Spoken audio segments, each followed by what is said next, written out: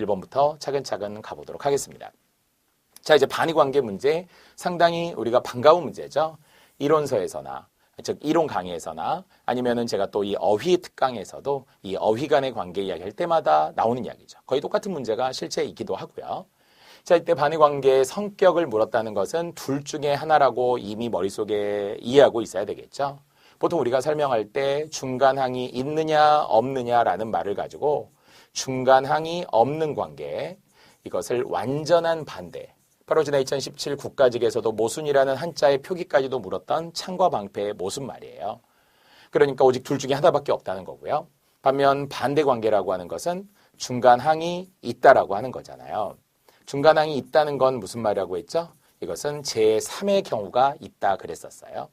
그래서 항상 제가 대표적인 두 가지 예 정도면 좋겠죠. 예를 들어 모순관계라면 남자, 여자, 아니면은 있다, 없다, 유죄, 무죄, 움직이다, 정지하다 이런 거 하면 이게 우리가 대표적인 모순관계였죠. 하지만 중간항이 있다라고 하는 것은 흑과 백 사이에는 회색이 있고요. 진보와 보수 사이에도 중도라고 하는 게 있을 수 있고요. 또는 민주주의와 공산주의 사이에도 뭐 제3 사상 등이 충분히 있을 수 있잖아요. 뜨겁다, 차갑다 사이에도 미지근하다가 있는 것처럼 말이에요. 그래서 이제 중간항의 유무로 판단하면 되는데, 자, 그렇게 말하면 바로 1번의 죽다와 살다 또는 살다와 죽다라는 것은 중간항이 없더라라는 거예요. 왜냐하면 뭐 반 살았다, 반 죽었다, 죽은 것도 산 것도 아니다 이런 말은 없잖아요. 숨이 쉬면, 심장의 박동이 뛰고 있다면, 그래서 뇌사도 살아있는 거죠. 식물인간도 살아있는 거잖아요. 그래서 살아있다라는 것과 죽다라는 것의 사이에는 아무것도 없다. 알겠죠? 움직이면 어쨌든 살아있는 거니까. 다시 여기에 비슷한 예 또 한 번 강조할게요. 뭐가 있다고요? 예를 들어서 유죄, 무죄가 있었어요. 왜냐하면 조금의 유죄나 조금의 무죄라는 건 없으니까 죄가 있으면 있고 없으면 없는 거잖아요. 남자, 여자 사이에는 중간항이 있을 수가 없어요. 또는 움직이다, 정지하다 사이에는 뭐 조금 움직이다, 조금 정지하다 이런 말이 없잖아요. 오직 둘 중에 하나여야 합니다. 또는 있다, 없다라고 하는 것도 조금 있다, 조금 없다 이런 말은 없기 때문에 일단 있으면 있고 없으면 없는 거잖아요. 하나가 있어도 있는 거고 10개가 있어도 있는 거니까. 그래서 이런 정도만 가지고도 시험에 충분히 가능한 모순 관계라고 합니다. 자, 나머지는 중간을 그어서 높지도 않고 낮지도 않고 뜨겁지도 않고 차갑지도 않으며 늙지도 않고 젊지도 않은, 그러니까 보통 우리가 젊은이 또는 어린이, 그럼 사이에 늙은이 이런 것도 있지만, 우리 젊은이 이런 것도 있지만, 또 보통 우리가 나이대로 보더라도 뭐 중년 이런 거 하잖아요. 그러니까 넌 나이가 많아 적어, 그럼 난 그냥 나이가 보통이야 이렇게 말할 수도 있는 거니까요. 나머지는 중간항이 있는 반대 관계입니다. 그래도 이 정도는 좀 쉬운 편이라고 봐야 되겠고요. 아까 설명했지만 중간항의 유무에 따라 이 기준으로 설명해서 중간항이 없으면 모순관계, 중간항이 있으면 반대관계라고 모두 다 설명이 되어 있군요. 단어 간의 관계였어요.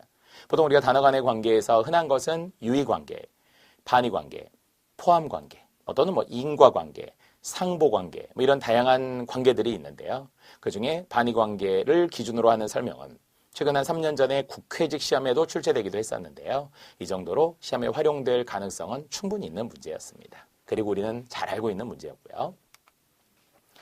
자, 2번입니다. 자, 이제 문제 속에서 단어 형성 원리를 물었기 때문에 벌써 딱 관심을 갖고 보시잖아요. 우리는 둘 중에 하나, 단어는 단일어냐 복합어냐라고 시작을 했고, 다시 복합어를 합성어와 파생어로 나눴던 것이 충분히 예상 가능한 한 문제였습니다. 자, 그렇다면 이제 보기를 딱 하나 보는 순간 이미 우리는 알잖아요. 살구는 살구인데 야생의 살구다, 개살구다 이렇게 하잖아요. 그래서 우리는 이미 뭐 개라는 게 들어가기도 하죠. 뭐 품질이 낮은이라는 개떡 이런 것들이 있잖아요. 물론 개라고 하는 게 우리 매우 심한이라는 뜻을 더하던 집 나가면 개고생, 개, 뭐 수작 이런 거 있잖아요. 우리가 표준어 같지 않은 표준어라고 많이 했던 개고생, 개소리, 개수작 사실 다 표준어예요. 근데 표준어라고 권장하는 건 아니고요. 비속어로도 쓰이기도 하니까 이때 개고생은 매우 심한이라는 뜻을 더해준다. 이 정도는 이제 우리 아는 접두사가 붙은 파생어. 헛웃음도 마찬가지로 헛웃음, 헛고생 이렇게 하듯이 그냥 쓸데없는 이렇게 이라는 뜻을 더하는 접두사요. 낚시질은 낚시의 전미사 질, 모두 질은 100% 파생어라고 봐도 좋겠죠? 도둑질, 강도질, 사기질 이런 거 할 때 그런 행위를 뜻하는 전미사가 되고요. 지우다에 붙었던 역시 전미사 개도 우리는 잘 알고 있습니다. 자, 그래서 접두사가 붙은 두 개, 전미사가 붙은 두 개가 있긴 하지만 어쨌든 보기의 사례는 모두 파생어라는 것을 잘 알고 있어요. 대신에 정의는 어떤 식으로 했다고요? 파생어는 어근에 접사가 붙었다. 그래서 실질의 형식적 의미가 왔다까지도 우리 잘 알고 있는 이야기잖아요. 자, 그렇다면 이제 파생어를 물었는데요. 일단 공통점을 보니까 한자어에서 물은 거죠.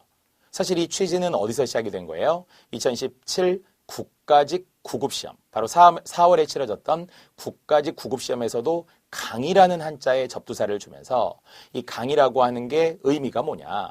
그래서 이게 접사냐 아니냐, 한자냐 아니냐 이런 거 있었잖아요.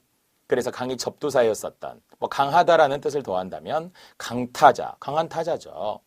강염기, 이 화학성분 중에서 염기라고 하는 것이 강염기, 이렇게 이제 우리가 되었던, 발음되었던 접두사 강이 있었잖아요. 그래서 강타자, 뭐 강행군 이런 것처럼. 자, 여기도 비슷하게 한자인데 이제 어근과 접사를 구별하는 방법을 생각해 볼게요. 어떻게 구별한다고요? 어근이라는 건 실질적인 의미가 있죠. 대신에 접사라면 실질적 의미가 없죠. 그러니까 실질적 의미가 없다는 건 형식적이기 때문에 결국 자립성과도 일부 관련이 있어요. 이게 물론 어간이라면 실질적인데 자립성은 없지만 보통 우리가 명사로서 쓰일 수 있다면, 그래서 어근이 된다면 자립성이 있다는 거예요. 그럼 떼어보면 알 수 있잖아요.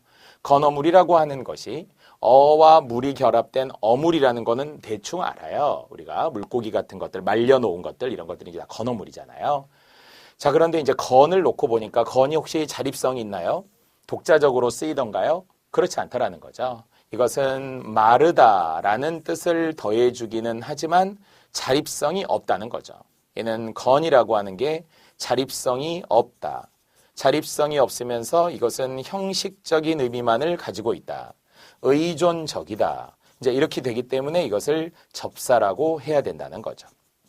그래서 해석만 한 거죠. 말은 어물, 이렇게 말이죠. 자, 이런 건어물처럼 쓰이는 마르다의 접두사가 바로 건포도라는 게 있겠죠.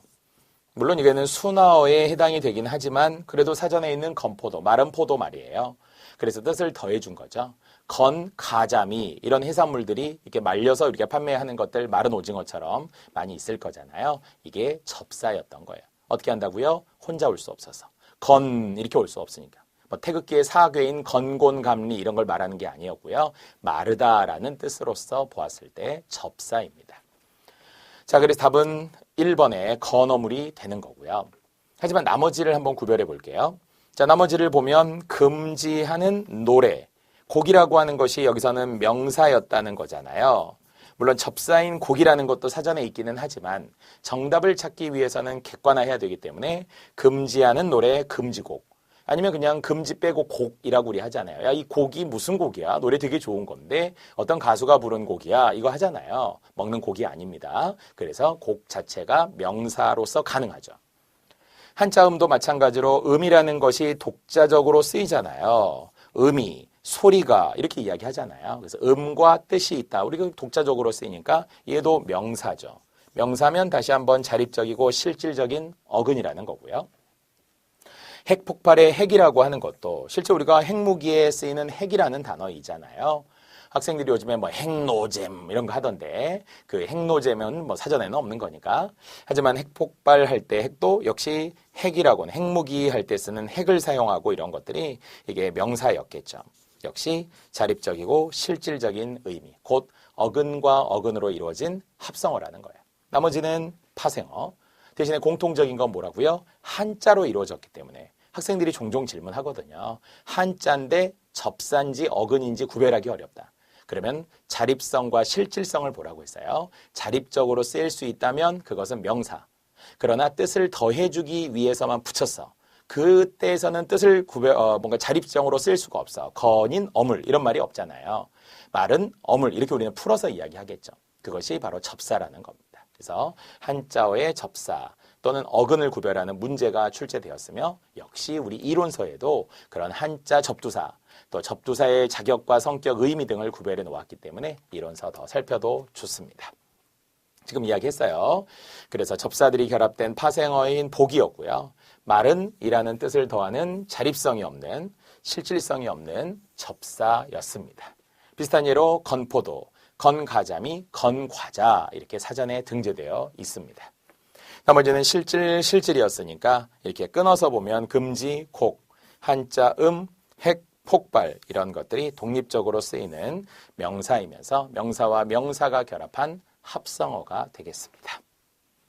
대신에 이제 금지곡 같은 경우는 사전에는 곡을 접사로 붙여놓으면서 뜻을 예를 들어서 어떤 특정한 경우에 쓰이면서 어떤 종류나 악곡, 어떤 종류의 노래나 악곡이라는 뜻으로 쓰면서 교향곡, 합주곡, 합창곡을 접사가 붙은 파생어로 보고 있어요. 하지만 이런 것은 이제 국립국어원에서 규정해 놓은 의미 단위에 대한 설명인 것이고요. 특정한 경우로만 제한했기 때문에 아무거나 붙었다고 그것이 그럼 다 파생어냐 이러면 이제 논란이 될 수 있어서 이게 뭐 복수정답이냐 이런 논란까지도 제기될 수 있긴 하지만 확연하게 1번은 건어물이 접사라는 게 분명하기 때문에 접사로 보지 않고 이때 금지곡이라는 것은 금지하는 노래 이렇게 해서 명사가 붙었다라고 보는 것이 더 문법적 개념으로 자연스럽습니다. 사전에 접사가 있다 이게 중요한 게 아니에요. 문법적으로 볼 때. 왜냐하면 이런 비슷한 게 큰 같은 게 있어요. 큰. 우리 같으면 큰형, 큰누나, 큰오빠, 큰아버지, 큰집, 큰엄마 할 때 큰이라는 것이 합성어냐 파생어냐 그러면 당연히 우리 국어로는 크다에서 온 말이니까 합성어잖아요. 근데 국립국어원에서는 큰 하고 이렇게 줄표를 붙여서 찾아보면 접사로 보고 있단 말이에요. 그래서 이제 큰 같은 경우가 문법적인 개념과 또는 국립국어원에서 말하는 어휘적 개념이 좀 달라서 차이가 생기는 것이지 문법적으로는 큰이 붙으면 합성어다.